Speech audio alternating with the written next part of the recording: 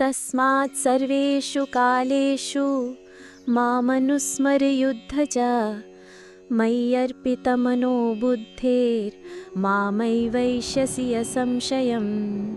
अर्थात इसलिए तुम सब समय में मेरा स्मरण करो और युद्ध भी करो। मुझ में अपने मन और बुद्धि को अर्पित करके तुम निस्संदेह मुझे ही प्राप्त करोगे। ये श्लोक कर्मयोग और भक्ति योग का एक अद्भुत संश्लेषण है। ये जीवन जीने की कला का सार है। एक, तस्मात् यानी इसलिए। कृष्ण कहते हैं, चूंकि तुम्हारा अंतिम विचार ही तुम्हारी गति का निर्धारण करेगा, जैसा पिछले श्लोक में बताया गया है, इसलिए दोहरी आज्ञा माम अनुस्मर युद्ध च। कृष्ण अर्जुन को दो काम एक साथ करने के लिए कहते हैं। माम अनुस्मर, मेरा स्मरण करो, ये आंतरिक आध्यात्मिक कर्तव्य है। युद्ध च, और युद्ध भी करो, ये बाहरी भौतिक अर्थात क्षत्रिय कर्तव्य है। कृष्ण ये नहीं कह रहे कि पहले स्मरण करो फिर युद्ध करो, या युद्ध छोड़कर स्मरण करो। वे कह रहे हैं कि दोनों काम एक साथ करो। विधि मई अर्पित मनो बुद्धि, ये कैसे संभव है? कृष्ण इसकी विधि बताते हैं, अपने मन और बुद्धि को मुझ में अर्पित करके।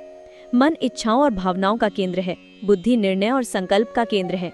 जब मन और बुद्धि दोनों भगवान को समर्पित हो जाते हैं तो हाथ पैर से किया जाने वाला बाहरी कर्म स्वतः ही यज्ञ बन जाता है। तब कर्म और भक्ति में कोई विरोध नहीं रह जाता।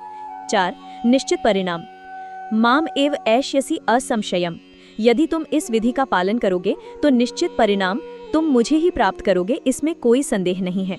ये भगवान की एक और शक्तिशाली गारंटी है। श्लोक का सार, गीता का संदेश कर्म त्याग का नहीं बल्कि कर्म करते हुए भी भगवान से जुड़े रहने का है।